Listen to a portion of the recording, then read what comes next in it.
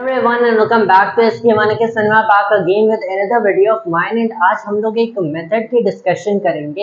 एक ऐसा method which uses complex numbers जिससे आप basically I wouldn't really say कि किसी भी kind का differential equation but most of the differential equations जो कि आप फिजिक्स में एनकाउंटर करते हो with a special case जो कि आप देखते हो जब हम लोग फोर्स्ड ऑसिलेशन की बात करते हैं तो जैसे वहाँ पे आपको एक डिफरेंशियल इक्वेशन मिलता है and you are normally told the solution क्योंकि इस डिफरेंशियल इक्वेशन का solution in the case of forced oscillation is beyond your textbook. Even एक इंट्रोडक्टरी अंडरग्रेड की टेक्स्ट बुक में भी देखोगे तो इट इज टोल्ड दैट कि यहाँ पे इसका जो सॉल्यूशन है it is beyond the scope of the book, कुछ ऐसे लिख दिया जाएगा एंड वहाँ पे the main solution itself present कर दिया जाएगा कि इसका सॉल्यूशन क्या है। The method the steps haven't been told there. तो यूजुअली डिफरेंशियल इक्वेशंस स्पेशली इस टाइप के सॉल्व करना क्वाइट डिफिकल्ट होते हैं and I am talking about ordinary. तो यहाँ पे लेकिन ये जो कॉम्प्लेक्स नंबर्स का मेथड है जिससे आप यूजुअली ऐसे डिफरेंशियल इक्वेशंस इजीली सॉल्व कर सकते हो। So here we are taking the special case of a forced oscillation. ठीक है, एक फोर्स्ड ऑसिलेशन में आपके पास क्या इक्वेशन होता है, that is m d2x over dt square plus में आपके पास हो गया m gamma, I am considering gamma dx over dt plus m omega not square x equals force as a function of time. यहाँ पे term की quick explanation दे देता हूँ।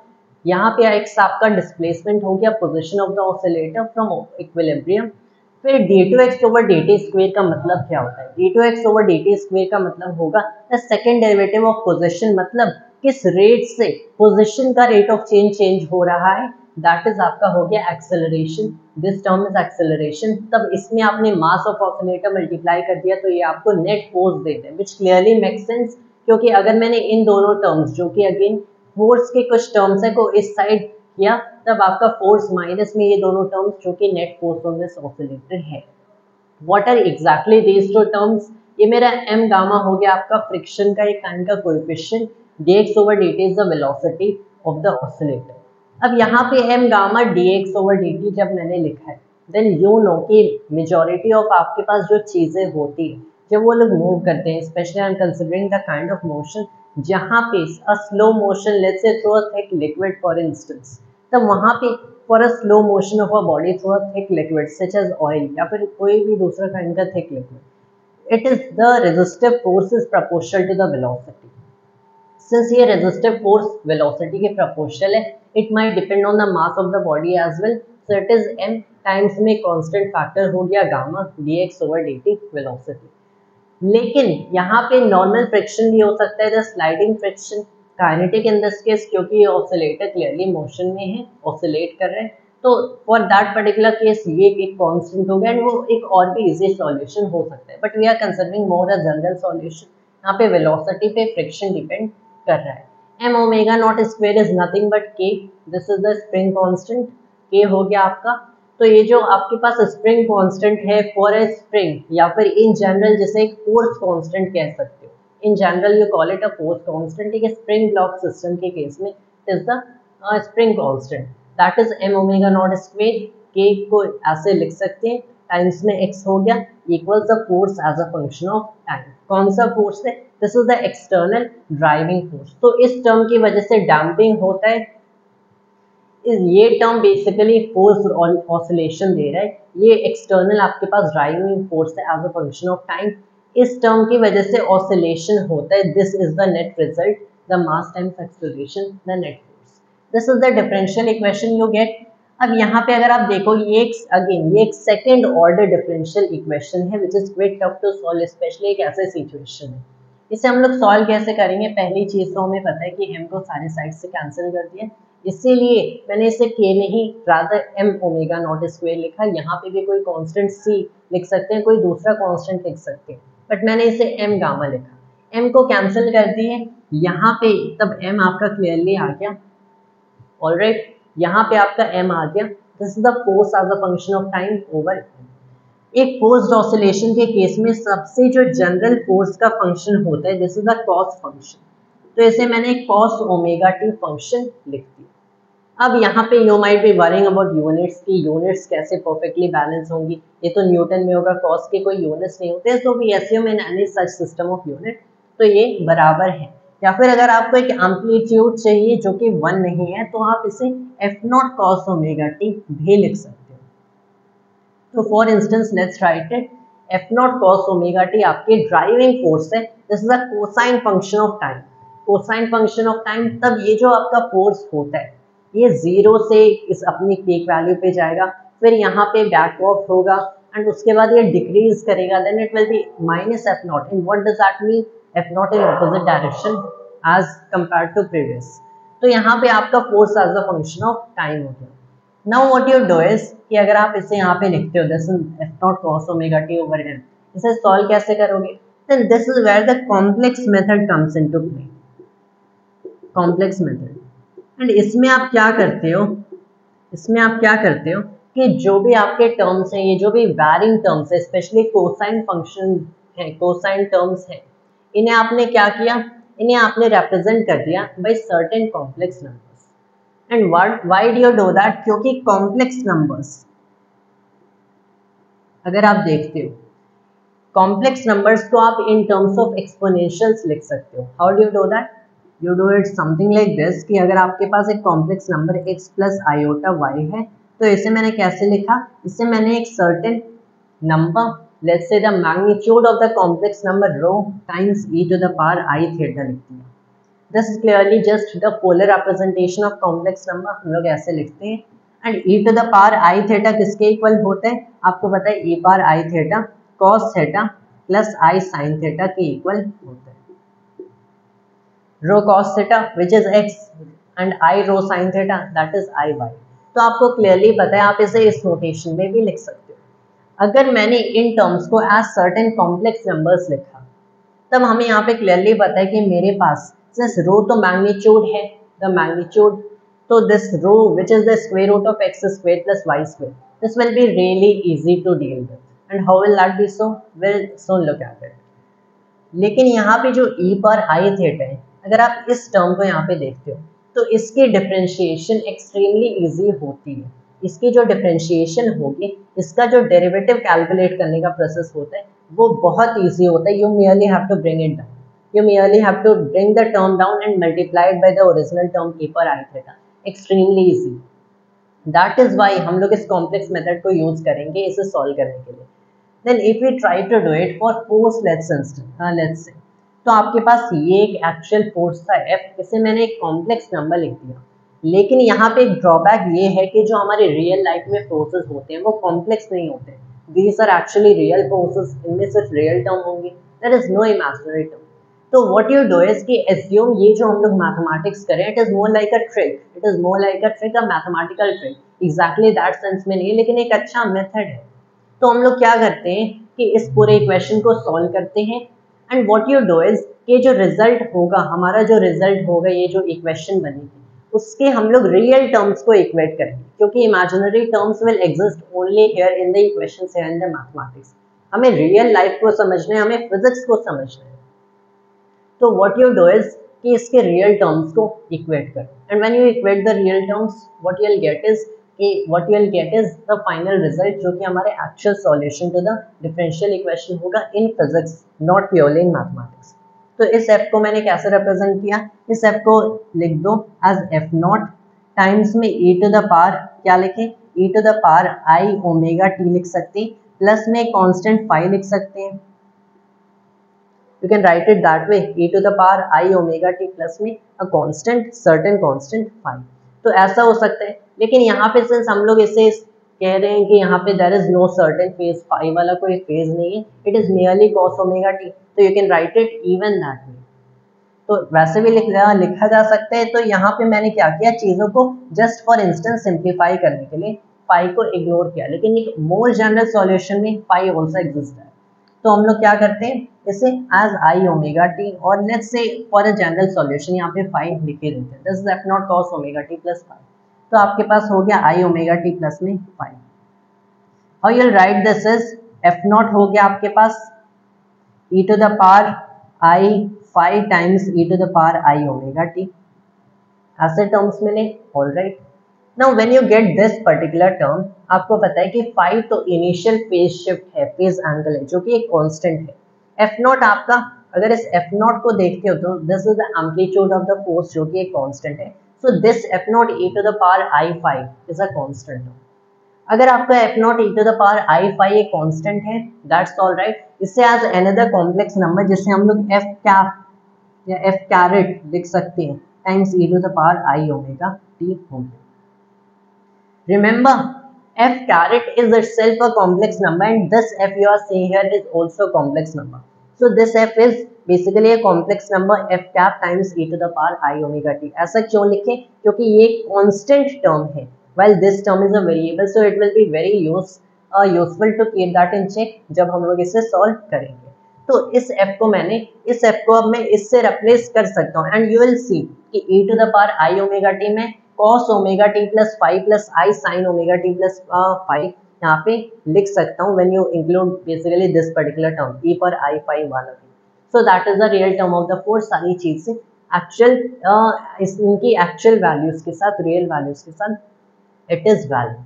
तो अब मैंने यहाँ पे क्या किया, इस f में क्या किया, f cap e to the power I omega T replace कर दिया। ऑलराइट, अब यहाँ पे अगर इस x को आप फोकस करते हो तो when you are actually exerting force on let's say a simple harmonic oscillator, जब यहाँ पे फोर्स्ड ऑसिलेशन होगा, you clearly know this fact कि जो हमारे पास let's say for near resonant frequency at least, या रेजोनेंट फ्रीक्वेंसी नहीं भी है, जो डिस्प्लेसमेंट ऑफ द बॉडी होता है what ever that may be, यहाँ पे इसकी जो एम्पलीट्यूड कैसे भी चेंज हो रही है, नहीं चेंज हो रही है, लेकिन ये जो डिस्प्लेसमेंट होगा, ये जो x हमारी position of the harmonic oscillator होगी, ये आप नोटिस करोगे it is a cosine function of clearly time. किस फ्रीक्वेंसी की कोसाइन फंक्शन है? It is a cosine function of this frequency जिस पे फोर्स एक्ट हो रही है at just the very same frequency. इतना तो आपको पता होना चाहिए कि अगर आपकी फोर्स आप ओमेगा एंगुलर फ्रीक्वेंसी पे एक्सर्ट कर रहे हो तो जो डिस्प्लेसमेंट होता है वो ओमेगा एंगुलर फ्रीक्वेंसी पे ही होता है। तो व्हेन यू डू दैट, तब आपको पता है कि ये जो आपकी पोजीशन है ये भी एक कॉम्प्लेक्स नंबर है which has the basically same angular frequency, same angular frequency की रोटेशन है। तो इसे मैंने एक्स कैप टाइम्स में इसे भी e to the power I omega T लिख दिया, इस पोजीशन को, इस डिस्प्लेसमेंट को। यहाँ पे सारी जगह आपके पास ये टर्म है। ऑलराइट, अब हम लोगों ने क्या किया, d2x over dt square calculate करना एक्सट्रीमली इजी है, क्योंकि मेरे पास this as a function of an exponential है। एक्सपोनेंशियल के डेरिवेटिव्स कैलकुलेट करना बहुत इजी होता है। यहाँ पे x कैप सिंस कांस्टेंट है, इसलिए मैंने इसे x कैप लिखा, कांस्टेंट है, ये इधर आया। यहाँ पे आई ओमेगा, ये e पावर आई ओमेगा टी है, तो आपको बस क्या करना है, इसका with respect to t second derivative calculate करना है। तो दो बार इस टर्म को नीचे लाओ without this t over here, I omega है, सो 2 times bring it down, multiply I omega times I omega, that is minus omega square. तो यहाँ पे आपके पास हो गया minus omega square, x cap हो गया, this is gamma dx over dt। अब यहाँ पे फर्स्ट डेरिवेटिव है एक्स कैप तो बाहर आ जाएगा, e पर आई ओमेगा टी का first derivative I omega times e पर आई ओमेगा टी। इनफैक्ट अब मैं बेसिकली क्या करूंगा, इस पूरे आई ओमेगा टी को बाहर लाऊंगा, इस पूरे टर्म को। इनफैक्ट एक्स कैप बार बार अपीयर होगा तो एक्स कैप को भी बाहर बाद में ब्रैकेट से मल्टीप्लाई करेंगे। तो here you will have plus में ये क्या हो गया, गामा हो गया, यहाँ पे प्लस में गामा हो गया, उसके बाद प्लस में आपके पास यहाँ पे एक और टर्म होगा omega naught square times x cap e पर आई ओमेगा टी, फिर ये बाहर आ गया, this is omega naught square. And उसके बाद क्या हुआ, ये सारा टर्म मल्टीप्लाई हुआ किससे, एक्स कैप को मैंने बाहर किया एंड e पर आई ओमेगा टी को बाहर किया। तो this is minus omega square x cap e पर आई ओमेगा टी, ये टर्म यहाँ पे होगा, एक्स कैप भी होगा, इसको नीचे लाए तो क्लियरली यहाँ पे आयोटा यहाँ पे होगा, क्योंकि here it isn't getting multiplied, iota से सिंगुलर है। तो यहाँ पे इसको अब मैंने किससे इक्वेट किया, ये पूरा टर्म इजीली सॉल्व हो गया क्योंकि मैंने इसे as a complex number note किया है। तो as a complex number in polar representation इसके डेरिवेटिव्स काफी इजी होते हैं। इक्वल क्या, इक्वल एफ कैप ई पर I omega T over mass M, ये टर्म कैंसिल हो गया। यहाँ पे मिला क्या, again this is only a complex solution, X cap is what, X cap is F cap over M omega not square minus omega square plus iota gamma. ये अभी भी ओनली अ कॉम्प्लेक्स सॉल्यूशन है, remember that, क्योंकि आपके पास यहाँ पे iota है। And now we need to get rid of this iota. इस आयोटा से कैसे, how do we get rid of this iota, ताकि हमारे पास एक रियल सॉल्यूशन है। तो लेट्स से फॉर इंस्टेंस इसे मैंने लिख दिया एफ कैप एक कॉम्प्लेक्स नंबर है, इसे मैंने लिख दिया F cap times another complex number, let's say here you have C. तो अगर हम लोगों ने सी यहाँ पे दूसरा कोई टर्म यूज नहीं किया, alright, then you have a complex number C times F cap, जहाँ पे कॉम्प्लेक्स नंबर सी क्या है, this is 1 by M omega not square minus omega square plus iota gamma. This is the new complex number we considered. तो अगर मैंने C को कुछ ऐसे लिखा है, देन आई क्लियरली नो कि C को भी पोलर रिप्रेजेंटेशन में लिखा जा सकता है। C को अगर मैं पोलर रिप्रेजेंटेशन में लिखता हूँ, तो लेट्स से इसका जो मैग्नीट्यूड है ये रो है, it has magnitude rho, times में मैंने लिख दिया e टू द पावर। अगर हम लोगों ने यहाँ पे कहीं थीटा का नोटेशन यूज नहीं किया, यहाँ पे यूज किया था, लेकिन ये कॉम्प्लेक्स नंबर के एक जनरल फॉर्म के लिए था, रो भी यहाँ पे यूज किया था, तो आई एम यूजिंग थीटा, कोई दिक्कत नहीं होगी। इससे मैंने अब रो ए पावर आई थीटा लिख दिया। कॉम्प्लेक्स नंबर का बेसिक सा principle, the square of the magnitude of a complex number is the complex number times the complex conjugate. Complex conjugate क्या होगा, आयोटा जहाँ पे उसमें साइन रिवर्स कर दो। तब मैंने अब क्या किया, square of the magnitude of complex number, मैंने रो का स्क्वायर किया, ये क्या होगा सी टाइम्स सी कॉन्जुगेट। ये कॉम्प्लेक्स नंबर का मैंने बेसिक सा प्रिंसिपल यूज किया, रो का square should be C times C conjugate. तो ये हो गया मेरा 1 by M square omega not square minus omega square plus i gamma times omega not square minus omega square minus i gamma. तो omega naught square minus omega square इसका whole square minus आई square gamma square. तब आई square क्या है 1 है, तो plus में आपके पास gamma square हो गया। तो यहाँ पे ये मुझे रो स्क्वायर की वैल्यू पता चल गई, and you can clearly see this, मुझे रो स्क्वायर की वैल्यू पता चल गई, ठीक है। उसके अलावा अब मुझे बस थीटा कैलकुलेट करना है। Once I have the value of rho square, मुझे अब थीटा कैलकुलेट करना है। And how do I calculate it, तो लेट्स से आपके पास अगर आपको थीटा कैलकुलेट करना है, मैंने सी को again rho e to the power i theta लिखा, alright. e to the power i theta को कैसे लिखते हैं, e to the power i theta को मैंने लिख दिया अब sine theta, sorry cos theta plus iota sine theta, alright. अगर मैंने देखा 1 बाई सी क्या है, so it is basically 1 by rho e to the power minus i theta, 1 by C 1 by rho e to the power minus i theta है। इस case में ये 1 by रो, जैसे यहाँ पे e to the power i theta को cos theta plus i sine theta लिखे, e to the power minus i theta क्या होगा cos theta minus i sine theta, क्योंकि cos ऑफ माइनस थीटा तो आपका क्या होता है cos थीटा ही होता है। यहाँ पे ये 1 by C 1 by rho times cos theta minus i sine theta के इक्वल हुआ, ऑलराइट। अब यहाँ पे आप बेसिकली बस ये चीज देखो कि मेरे पास बेसिकली यहाँ पे 1 बाई सी है, यहाँ पे 1 बाई रो है, सी मुझे पता है क्या है, इनफैक्ट रो का स्क्वायर भी मेरे पास है। So what you do over here is कि आपने बेसिकली यहाँ पे थोड़ा सा रिप्लेस किया, यहाँ पे आपने क्या किया कि cos theta minus iota sine theta should be equal to rho over c. ये रो ओवर सी क्या होगा, the rho square is this much, तो रो आपका क्या हुआ इसका अंडर रूट हो गया। तो here you have 1 by root of this term, so m times में the square root of omega not square minus omega square plus gamma square times में क्या हुआ 1 बाई सी हो गया। Now what is 1 by C, 1 by c is m omega not square minus omega square plus iota gamma.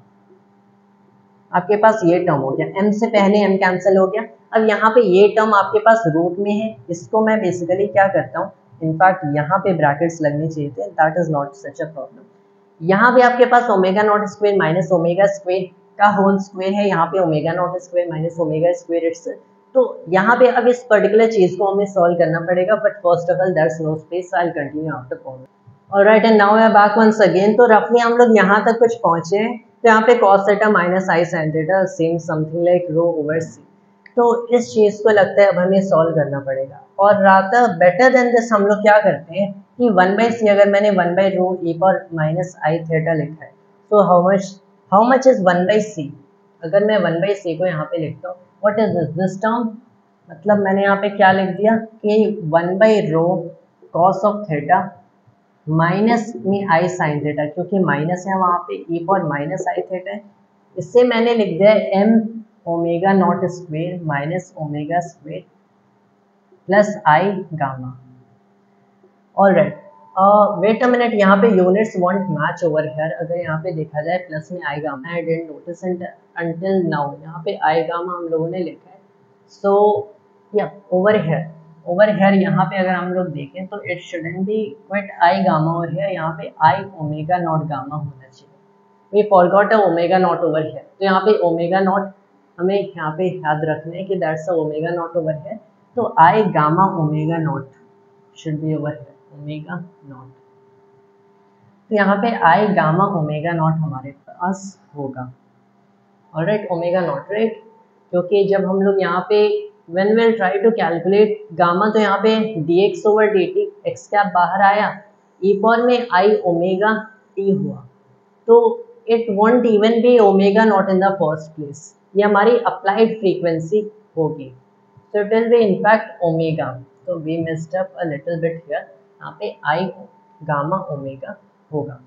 तो अगर हम लोग देखें तो clearly what you are seeing is कि cos theta minus i sine theta is what, इसे मैंने लिख दिया m omega not square minus omega square over क्या, ओवर में ये हो गया, यहाँ पे रो इधर गया, तो ये टाइम्स में रो हो जाएगा, एंड फिर यहाँ पे आपने लिख दिया m i gamma omega times रो।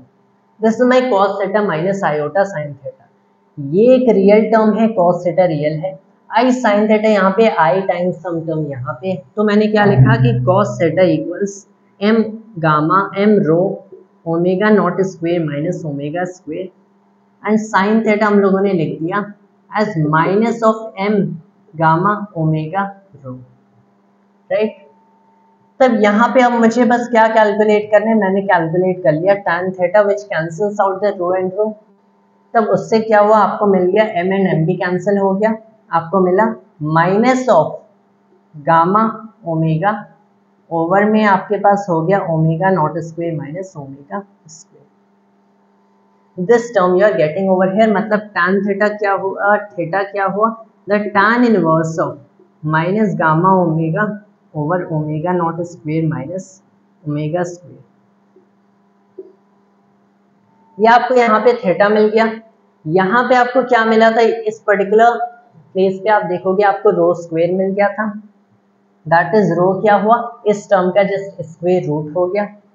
तो rho you have, in fact rho square ही अगर हम लोग लिखें तो it will be better, rho square लिखने पे ही it will be better. Why is it so, I tell you shortly, पहले ये लिख दिया जाए, माइनस में ओमेगा स्क्वेयर का होल स्क्वेयर प्लस में गामा स्क्वेयर। तो यहाँ पे भी आई गेस सिंस यहाँ पे हम लोगों ने ओमेगा लिखा है, तो here also you write omega square gamma square omega square,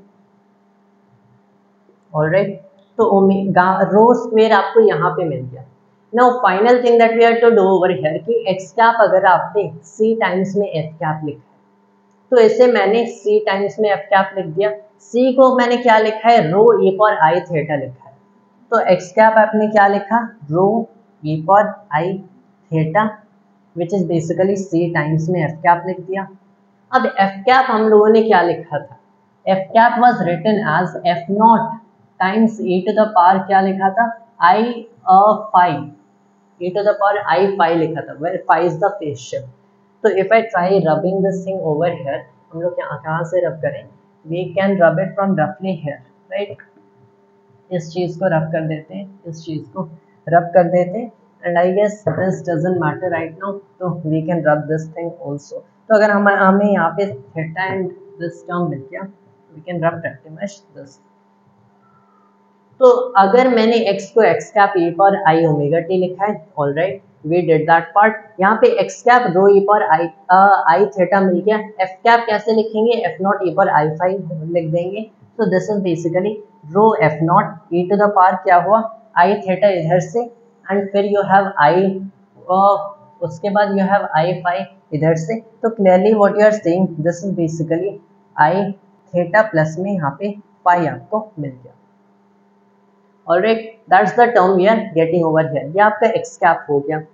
अगर आपका एक्स कैप ये है, तो जो हम लोगों ने ओरिजिनली कॉम्प्लेक्स नंबर कंसिडर किया था, what was that, that was x cap times में ए पर आई ओमेगा टी हम लोगों ने लिखा था। तो एक्स कैप में अगर मैंने ए पर आई ओमेगा टी मल्टीप्लाई किया, so now this is rho F naught e to the power I omega T plus theta plus five, जो हमारा ओरिजिनल कॉम्प्लेक्स नंबर कंसिडरेशन में था। एक चीज देखो, आपको अब रो पता है क्योंकि रो स्क्वायर पता है इसी टर्म का रूट होगा। I will tell you shortly rho square क्यों ज्यादा फिजिकली मोर इंपॉर्टेंट होता है देन रो। आपके पास यहाँ से रो मिल गया, क्योंकि गामा तो आपको पता होगा, अप्लाइड फ्रीक्वेंसी आपको पता होगी किस फ्रीक्वेंसी पे अप्लाई कर रहे हो। नेचुरल फ्रीक्वेंसी क्लियरली पता है, मास ऑफ ऑसिलेटर तो पता ही है, तो कोई इसमें नया वेरिएबल नहीं था, हमने रो कैलकुलेट कर लिया। फाइव, अब यहाँ से फाइव किस फेज शिफ्ट पे, किस फेज शिफ्ट से आप ये फोर्स एक्सर्ट कर रहे हो आपको पता है।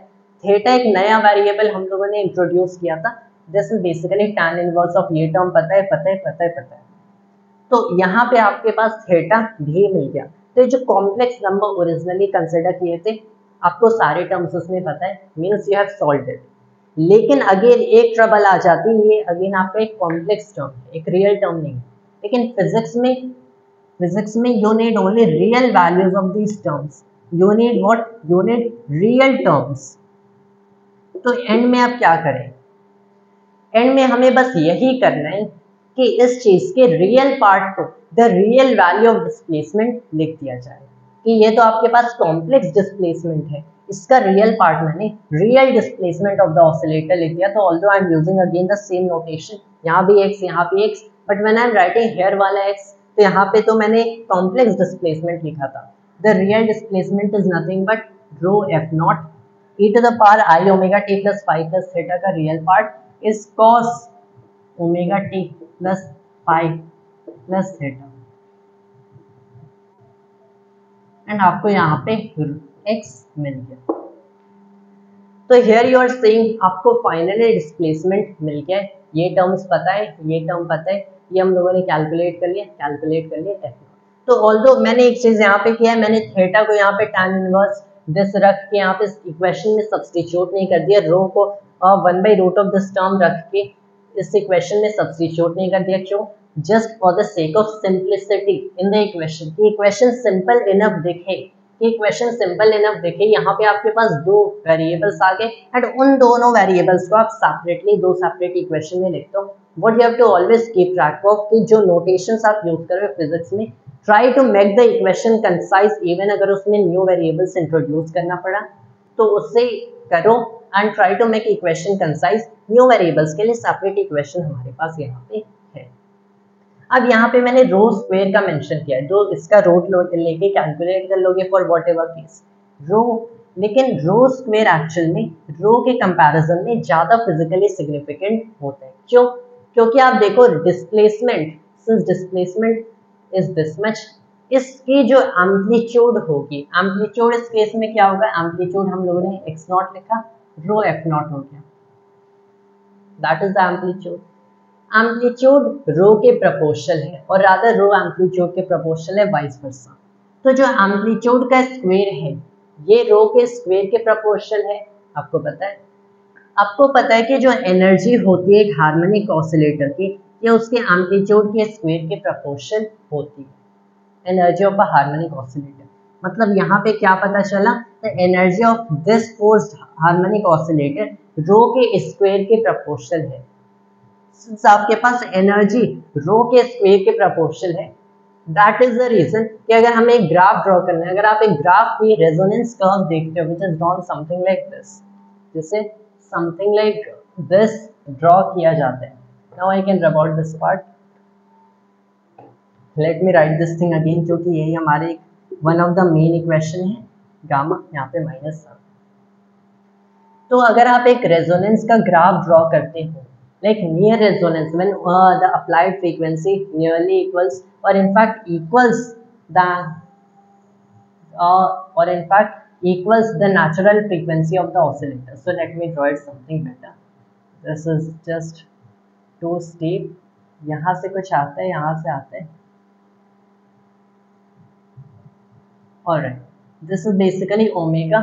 ये आपका रो स्क्वेयर हो गया. आपने एक ऐसा ग्राफ आपने ज़रूर देखा होगा. तो यहाँ पे दिस थिंग, ये जो हमारी है, this is the peak value जो कि ओमेगा नॉट पे आती है जब जो फोर्स आप एक्सर्ट कर रहे हो एग्जैक्टली नेचुरल फ्रीक्वेंसी पे एक्सर्ट करते हो तो आपको एक पीक मिलती है. That is what you call a resonance. लेकिन इस ग्राफ में भी you don't write here rho, you write here rho square. क्यों? क्योंकि रो स्क्वेयर ज़्यादा सिग्निफिकेंट है physically because it is proportional to energy. That is the reason. तो ये कर्व हम लोगों ने देख लिया. This is also quite an important curve. जैसे आप देखोगे इनफैक्ट यहाँ पे थोड़ा मिस अरेंज्ड कर्व है. ये जो ग्राफ है थोड़ा सा it should be down and it should go like this, just like how in the left part it has been done, but that doesn't matter. It is the concept that matters. तो कुछ ऐसे हम लोग complex method के through easily, तो ये थोड़ा लेंदी है इसके अलजेब्रा कैरी आउट करने में, लेकिन lengthy doesn't necessarily mean that it is tough. ये एक बहुत ही इजी अप्रोच था. कंसेप्ट क्या था कि इसे हम लोग हमें कॉम्प्लेक्स नंबर्स के टर्म्स में लिखना है, डेरिवेटिव्स कैरी आउट करने जो कि इजी हो जाते हैं एक्सट्रीमली क्योंकि आपके पास एक्सपोनेंशियल्स हैं. एंड फिर जो आपको फाइनल सॉल्यूशन मिले उनके रियल पार्ट को आपने लिख दिया एज द रियल डिस्प्लेसमेंट और real force of whatever thing you are doing. Current electricity में भी इस कॉम्प्लेक्स मेथड का बहुत ज़्यादा यूज होते हैं. ऑन दी अदर हैंड अगर हमें वो second order differential equation solve करना होता तो कॉम्प्लेक्स नंबर्स तो हमने पढ़ा है, पहले हमें सेकेंड ऑर्डर डिफरेंशियल इक्वेशंस उनके सॉल्यूशंस कैलकुलेट जो कि अलग अलग फॉर्म के अलग अलग मेथड होते हैं. इवन फर्स्ट ऑर्डर में भी there are so many different forms and हर फॉर्म के लिए अलग मेथड होते हैं. वो हमें पढ़ना पड़ेगा एंड पढ़ना पड़ेगा उसके बाद भी एक एक्सट्रीमली कॉम्प्लिकेटेड प्रॉब्लम हमारी होगी. Nevertheless, we can do it this easily by the complex method, and that was all for today's video of mine, and thanks to all of us.